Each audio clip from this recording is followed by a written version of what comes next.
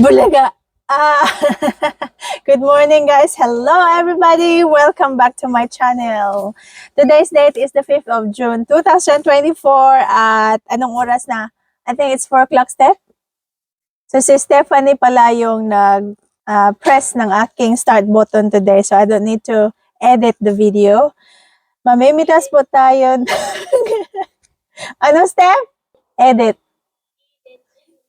Is that correct pronunciation? Edit.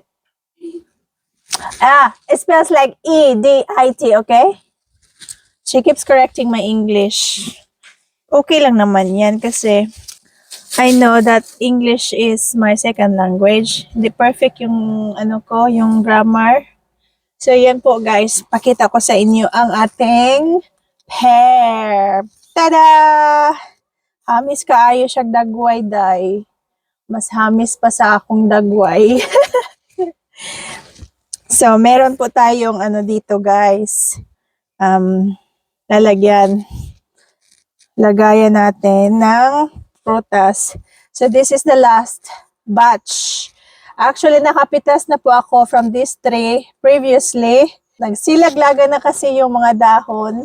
At winter na dito sa South Australia, kaya I'm going to remove the netting. Lagyan ko ng netting para hindi kakainin ng mga ibon yung mga bunga dito. So, tatanggalin na po natin and we're gonna put this away for next year na naman. Yung peras pala, siya, deciduous tree. Matatanggal yung mga dahon nila pag taglamig. So, yun po. We're gonna remove this and then I'll show you kung ilang bunga ang natira dito.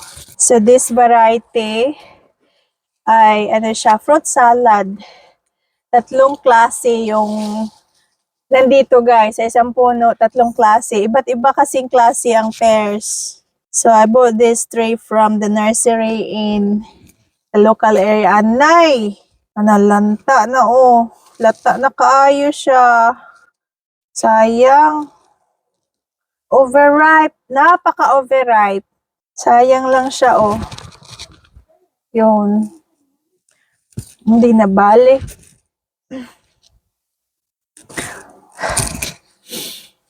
Well, this one, maliit lang ito.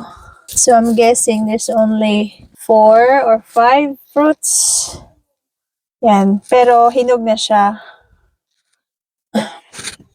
This one, overripe na naman.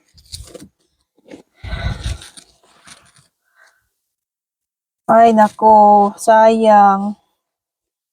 Nalanta. Malaki pa naman sana. Yan, oh, hindi na nagkasya. Sayang siya. Hindi ko kasi napitas kaagad. Steph, have a look at this. Have a look.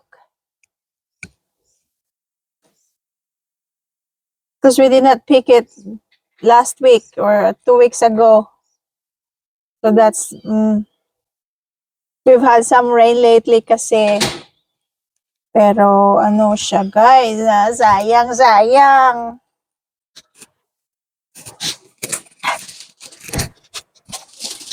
Dapat sana 2 weeks ago pa ito napitas. Dalawa pa lang nettings ang nailagay ko dito. This is the last one. Pero lata gihapon. Overripe. Overripe pa rin.